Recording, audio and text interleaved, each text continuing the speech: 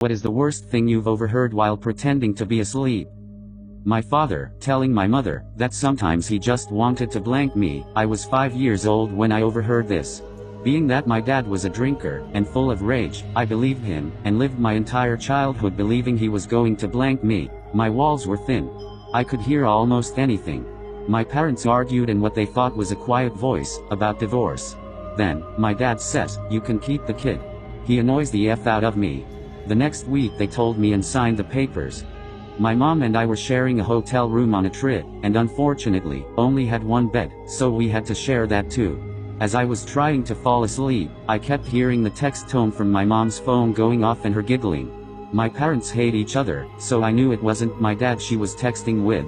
Curious, I opened my eyes just a little bit to see that she was flirting with other men, while on a trip with her family, and I was in fact staring at a pic.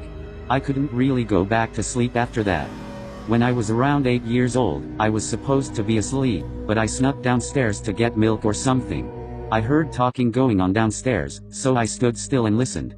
My mom was talking to my brother about how much of a problem I was and how she hated me. She always liked my brother more. I just silently crept back upstairs and cried myself to sleep. Good times.